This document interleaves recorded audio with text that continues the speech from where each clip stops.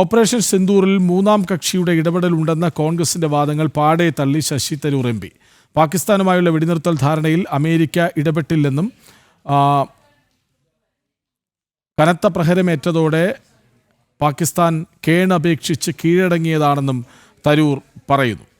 ആരോപണങ്ങൾക്ക് ചുട്ട മറുപടി ലഭിച്ചതോടെ വെട്ടിയിലായിരിക്കുകയാണ് രാഹുലും കോൺഗ്രസും. വിവരങ്ങളുമായി ജിഷ്ണു കൃഷ്ണൻ ഒപ്പം ചേരുന്നു. ജിഷ്ണു, ഒരു വട്ടം കൂടി പലവട്ടം ആവർത്തിച്ചതാണ് കേന്ദ്ര പ്രതിരോധ മന്ത്രി, വിദേശകാര്യമന്ത്രി ശശി തരൂർ തന്നെ ഇതിനു മുമ്പും പറഞ്ഞിട്ടുണ്ട്. ഈ അമേരിക്കയുടെ മധ്യസ്ഥത ഉണ്ടായിരുന്നില്ല എന്ന് ആവർത്തിച്ച് അവർ പറഞ്ഞിട്ടുണ്ട്. എന്നിട്ടും കോൺഗ്രസ്, രാഹുലും സംഘവും അതിനെ എതിർക്കുകയായിരുന്നു പലവട്ടം. പക്ഷേ ഇപ്പോൾ കുറച്ചുകൂടി കൃത്യമായി പറഞ്ഞു വെക്കുന്നു തരൂർ.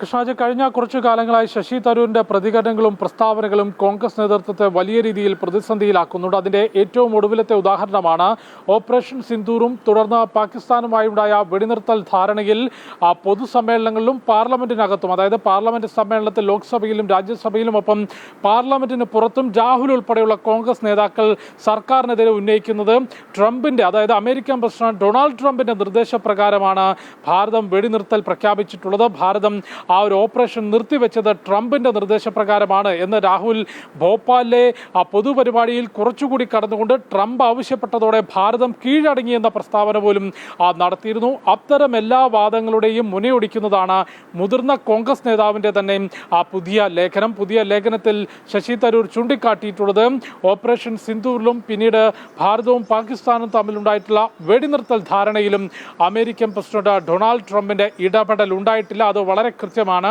ട്രംപിന്റെ അവകാശവാദങ്ങൾ തെറ്റാണെന്നും ട്രംപ് ലോകരാജ്യങ്ങൾക്കിടയിൽ ഒരു വല്യമാവൻ ചമയുകയാണ് എന്ന വ്യക്തമായ ധാരണ ഭാരതത്തിലുണ്ട്. അതുകൊണ്ട് നയതന്ത്ര തലത്തിൽ ഉൾപ്പെടെയും ഭാരതത്തിൻ്റെ ഉദ്യോഗസ്ഥർ പോലും ആ ധാരണയിൽ തന്നെയാണ് മുൻപോട്ട് പോകുന്നത് എന്നാണ് ശശി തരൂർ ഈ ലേഖനത്തിൽ പറഞ്ഞു വെക്കുന്നത്. അതായത് മുൻപ് പ്രതിരോധ മന്ത്രി, ആഭ്യന്തരമന്ത്രി, പ്രധാനമന്ത്രി നരേന്ദ്രമോദി തുടങ്ങിയവർ വളരെ കൃത്യമായി, അതായത് രാജ്യത്തിൻ്റെ ഭരണ നേതൃത്വം വളരെ കൃത്യമായി പാർലമെന്റിനകത്തും പുറത്തും പറഞ്ഞിരുന്നു പാകിസ്ഥാനുമായുള്ള വെടിനിർത്തൽ ധാരണയിലെത്തിയത് പാകിസ്ഥാൻ നിൽക്കാൻ സാധിക്കാത്ത തരത്തിലുള്ള പ്രഹരം പാകിസ്ഥാനെ ഏൽപ്പിക്കുകയും പിന്നീട് DG തലത്തിൽ അവർ അപേക്ഷിച്ചത് പ്രകാരമാണ് നമ്മൾ വെടിനിർത്തൽ ധാരണയിലെത്തിയത് എന്ന വളരെ കൃത്യമായ പ്രസ്താവന നടത്തിയതെങ്കിലും അതൊന്നും വിശ്വാസത്തിലെടുക്കാതെ തുടർച്ചയായി കഴിഞ്ഞ മണിക്കൂറുകളിലും കോൺഗ്രസിന്റെ നേതാക്കൾ, രാഹുൽ ഉൾപ്പെടെയുള്ള നേതാക്കൾ ട്രംപിന്റെ നിർദ്ദേശത്തെ തുടർന്നാണ് ഭാരതം വെടിനിർത്തൽ ധാരണയിലെത്തിയത് എന്ന പ്രസ്താവനകൾ തുടർച്ചയായി നടത്തിയിരുന്നു.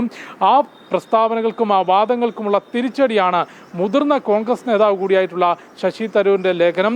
11 വ്യോമ താവളങ്ങൾ തകർത്തുകൊണ്ട് പാകിസ്ഥാന് കനത്ത പ്രഹരം ഭാരതം ഏൽപ്പിച്ചു. ഇതേ തുടർന്ന് പാകിസ്ഥാൻ അപേക്ഷിച്ചത് പ്രകാരമാണ് ഭാരതം വെടിനിർത്തൽ ധാരണയിലേക്ക് എത്തിയത്. മറ്റെല്ലാ അവകാശവാദങ്ങളും തെറ്റാണ് എന്ന് ശശി തരൂർ പുതിയ ലേഖനത്തിൽ പറഞ്ഞു വെക്കുന്നുണ്ട്. കഴിഞ്ഞ കുറച്ചു കാലങ്ങളായി വളരെ കൃത്യമായി ദേശീയ നിലപാടുകൾക്കൊപ്പം, കേന്ദ്ര സർക്കാരിൻ്റെ ദേശീയ നിലപാടുകൾക്കൊപ്പം, രാഷ്ട്രത്തിന് ഉതകുന്ന നിലപാടുകൾക്കൊപ്പം നിന്നുകൊണ്ടുള്ള പ്രസ്താവനകൾ തരൂർ നടത്തുന്നുണ്ട്. അതുകൊണ്ട് തന്നെ ശശി തരൂരിനെ പാർട്ടിയിൽ നിന്ന് പുറത്താക്കാനോ എന്നാൽ പൂർണ്ണമായും പാർട്ടിക്കുള്ളിൽ ഉൾക്കൊള്ളാനോ സാധിക്കാത്തൊരവസ്ഥയിലാണ് നിലവിൽ സോണിയ ഉൾപ്പെടെയുള്ള കോൺഗ്രസിൻ്റെ ദേശീയ നേതൃത്വമുള്ളത്. ആദ്യഘട്ടത്തിൽ തരൂരിൻ്റെ പ്രസ്താവനയുമായി ബന്ധപ്പെട്ട് ഒരു നേതാക്കളും പരസ്യ പ്രസ്താവനകൾ നടത്തരുത്, അത് മാറ്റി നിർത്തിയാൽ മതി, ആ പ്രസ്താവനകളെ അവഗണിച്ചാൽ മതി എന്ന നിർദ്ദേശമായിരുന്നു നേതൃത്വം നൽകിയതെങ്കിൽ പിന്നീട് ഇത്തരത്തിൽ കോൺഗ്രസിനെ പ്രതിസന്ധിയിലാക്കുന്ന തുടർച്ചയായിട്ടുള്ള പ്രസ്താവനകളും ലേഖനങ്ങളും തരൂർ തുടരുമ്പോൾ ഇനി ദേശീയ നേതൃത്വത്തിൻ്റെ ഭാഗത്തുനിന്ന് എന്ത് നിലപാട് സ്വീകരിക്കും എന്നുള്ളതും ഉറ്റുനോക്കേണ്ടതാണ്. കൃഷ്ണരാജ്.